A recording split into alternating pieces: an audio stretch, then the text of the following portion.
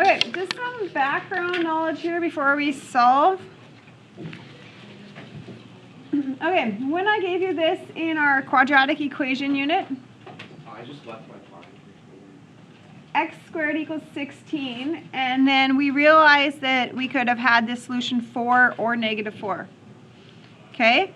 But when I write you the square root of 16, there's an implication in math that there is a positive in the front of that. So what is the positive version of the root 16? Just 4. Okay? If I wanted a negative 4, I would have had to express it in math as this. What is the negative of the root 16? Then that would be negative 4. Okay? And then, do we also remember this? This is something different yet. What is the square root of negative 16? Then there's no solution to that. Okay? So those are all three different things. So when I do something like this, that is 7. It's only positive 7. There's no negative 7 on that. Okay?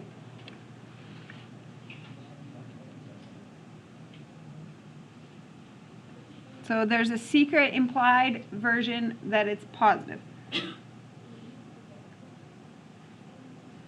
Okay, how to solve equations. Okay, algebra skills. We are going to work to get this alone. So the 4, the 7, or the 3, what do we have to get rid of first?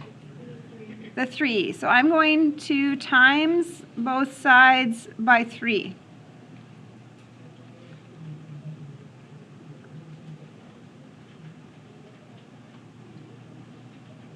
Okay, now the 4 or the 7, what's next to go? 7, so I'm going to minus 7. Now I'm going to divide by 4. Whoops, what am I doing here?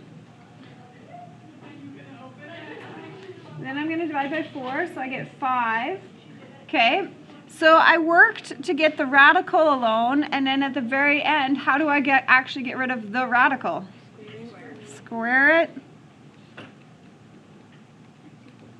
So x equals 25.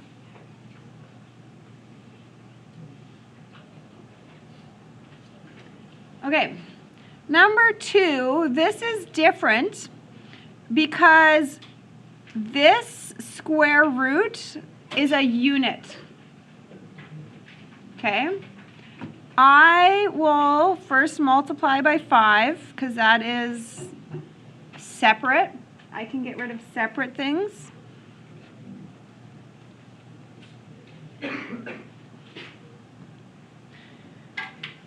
Okay, do you understand this? Sometimes people try to subtract 1. You cannot do that. All of that is glued together under the square root. You cannot unglue those pieces right now. So my next step is to get rid of the square root. And then that happens, leaving me with 4x plus 1. And is that 625?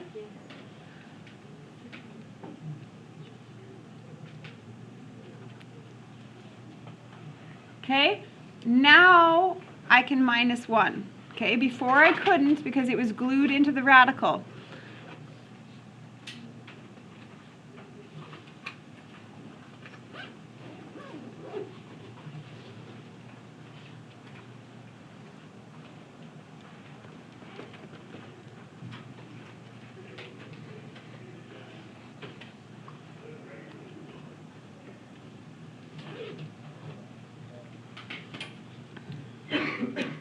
Okay, number 3.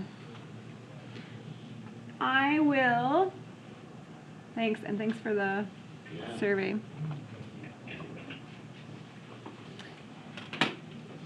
Was it a grade 12 class that you did it with though? It was 11. Oh, okay. You're going to do a grade 12 though.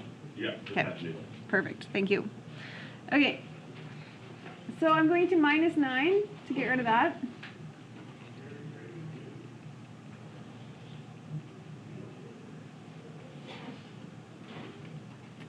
Okay. Here is where you have to just think about what I told you at the very beginning here.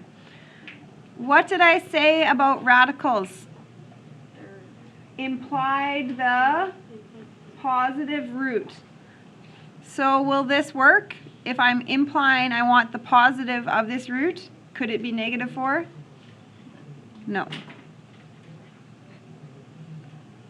Okay, I'm implying the positive of that root, and it did not work out.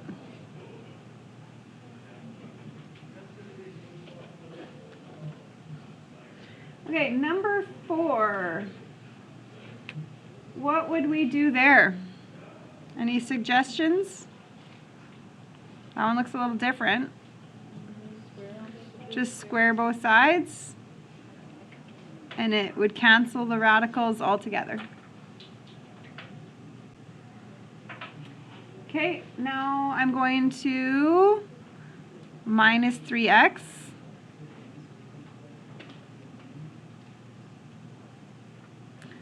And then I will add 7.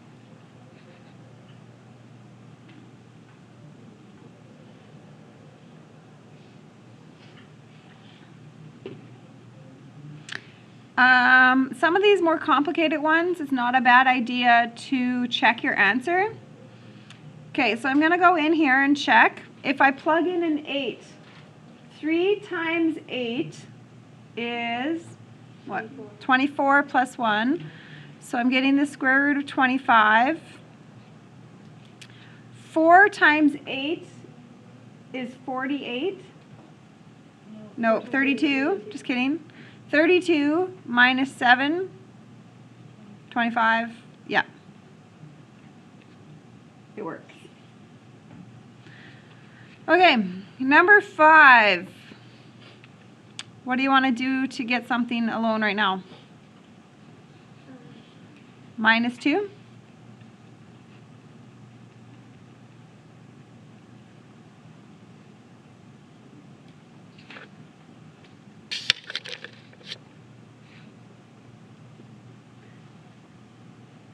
How do you write this side?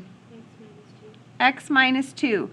Often kids get mixed up and try to put those together, like a negative 2x or something. Those are not allowed to go together, right? They're not similar, so you have to leave them separated. Okay, next, I want to square both sides.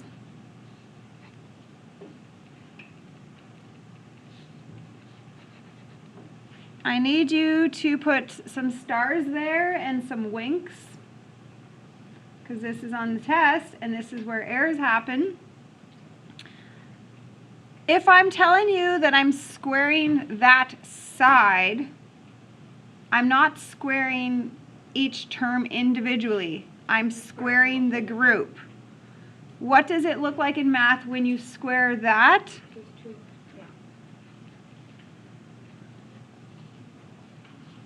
Okay?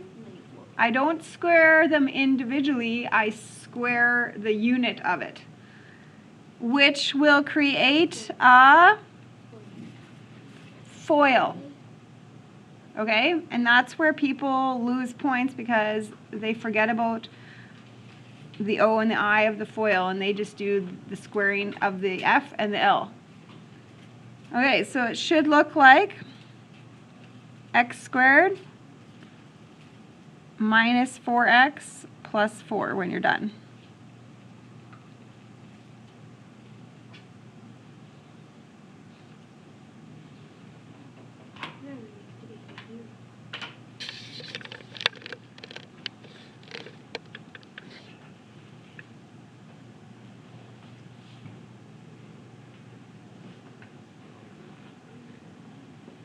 And are you going to make it to grade 12 pre-calc? What do you do with that equation? Zero it. You got to zero it because you have x squareds and x's. You're going to zero it. Once you're into the zero, you're looking for your factoring techniques. If it doesn't factor, what do you have? The formula, yeah. So 0 equals x squared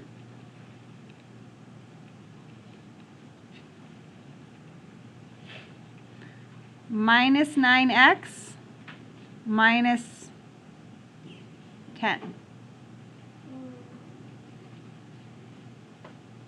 Do you always notice how I'm putting x stuff with other x stuff, numbers with other numbers, right?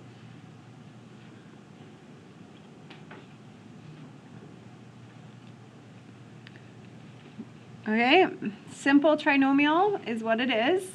So I want you to think of two things that multiply to 10. 10 times 1.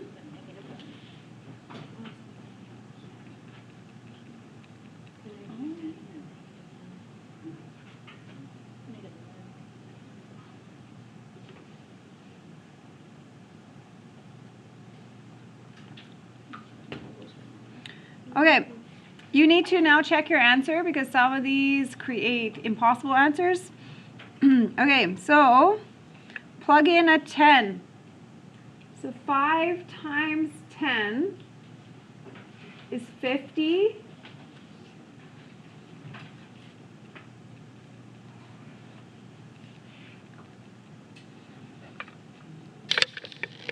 So if I plug in a 10, so the square root is 64 plus 2. That is 8. That one's working out.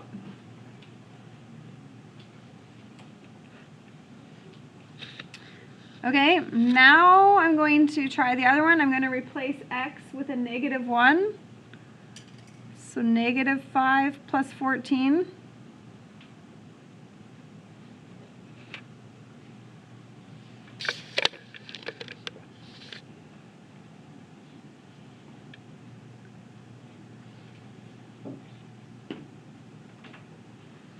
So this is the square root of 9.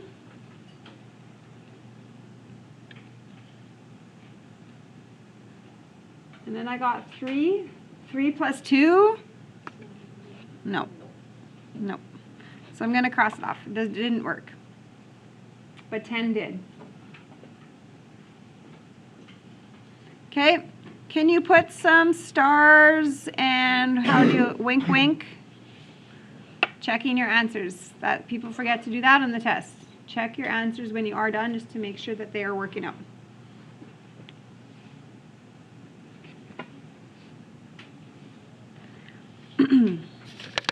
Okay, the word problems are just that, same kind of thing we were just doing.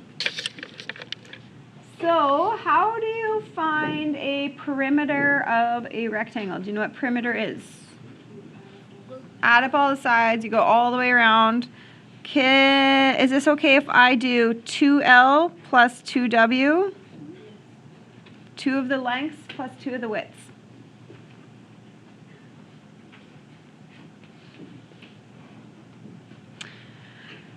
The perimeter is 16, so 16 equals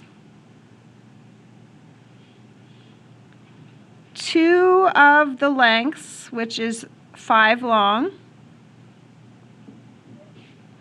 plus 2 of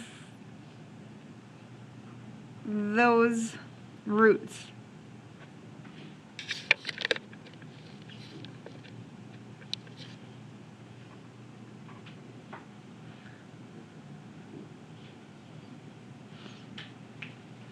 Okay, what do you want to do to solve?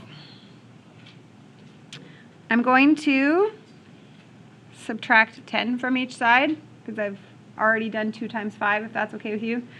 2 times 5, so that's 10. So I'm going to subtract 10.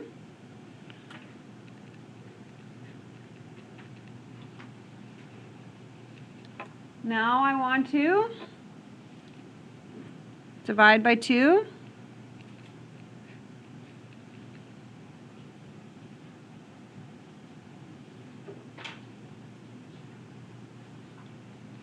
Okay, remembering you can always get rid of stuff that's not glued into the root. You can't get rid of things inside the root until the root is gone. So at this point, you would want to square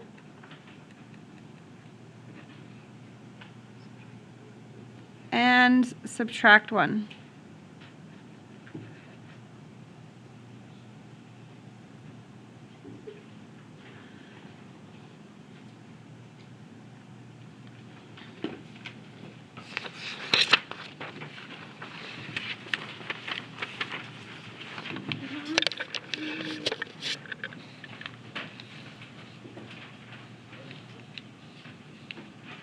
Okay, we are solving an equation. We got some velocity, the mass, the kinetic energy.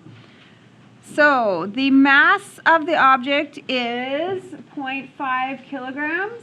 So can you replace the m with 0.5?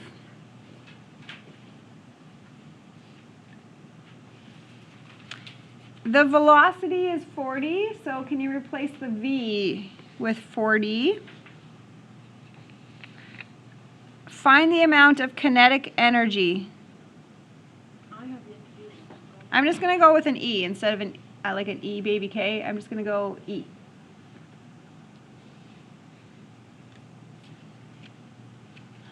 Okay, what do you want to do? Square it.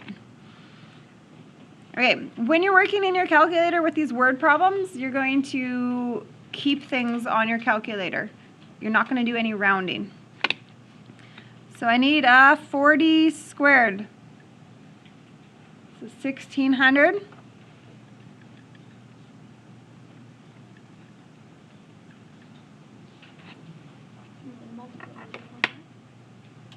Okay, we're good here. I'm going to, I heard, multiply by a half.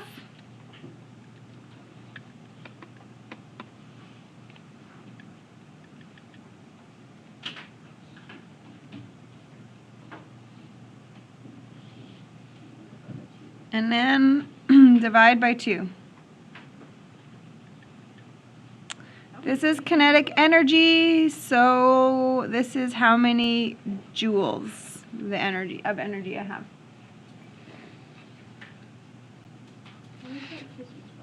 Are we going to have all these equations? Yeah, it's just a plugging in and then solving. Yeah.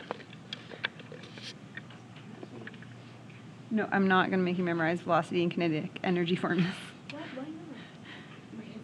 not? Okay, a thunderstorm, wind velocity and pressure is what we have. Wind velocity and pressure.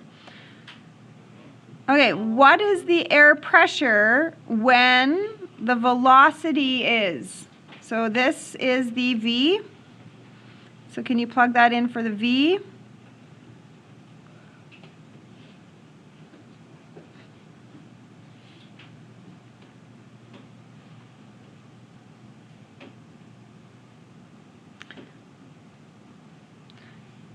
What do you want to do first?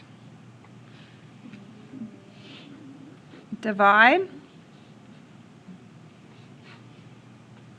That's your first step. And then make sure you're keeping it on your calculator.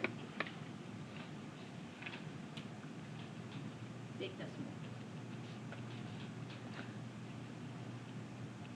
Do you have to do like the after to show the cubes going? You don't, but it's me trying to show you right now that it's on my calculator and it's just there.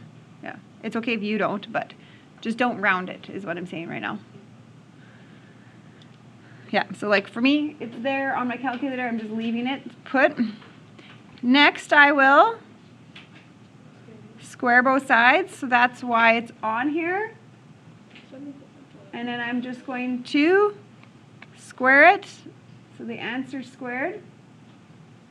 So 74.8.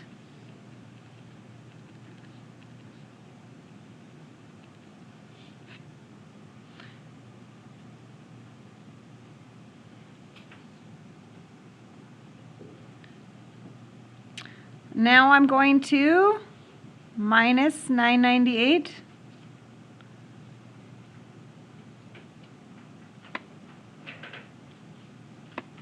Negative 9.1. So you have to do the closing because of the negative.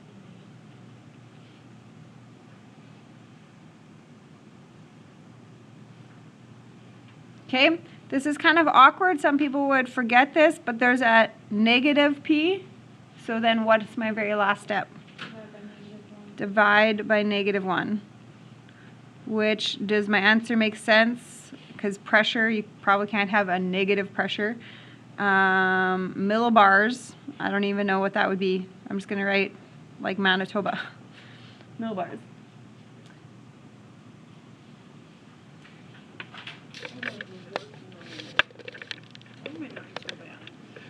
Okay, the last question. We have a pendulum. Do you guys know, like on a grandfather clock?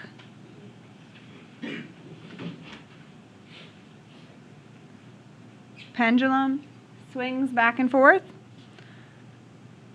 The time it takes is called the period, the time. And then we talk about the length of the arm. So that's what's kind of going on. That's what the variables are meaning. So here's the formula: time, length,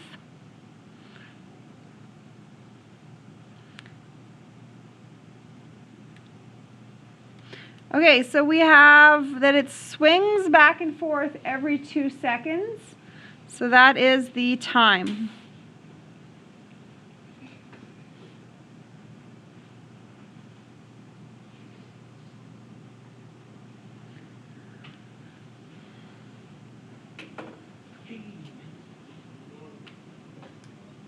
Okay, so the first thing I'm going to do is divide by 2 pi.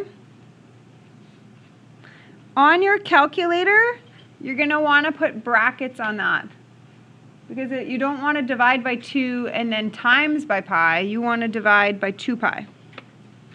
So give me brackets on that.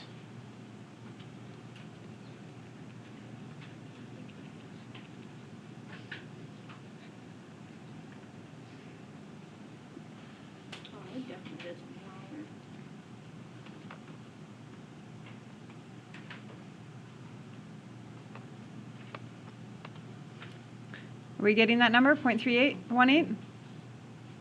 Yes?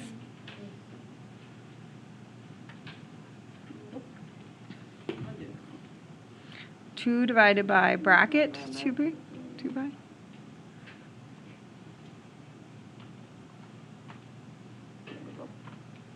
Okay, next I'm going to square, because I can't get rid of the 32 because it's glued into the radical, right? So I'm going to square that. So 0.101.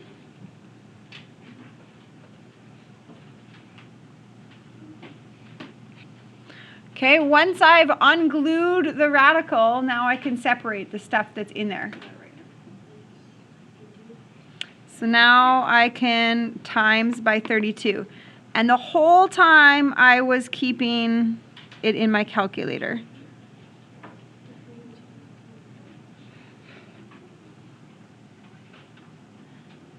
Okay, the whole time it was always staying in my calculator as I was pushing those buttons.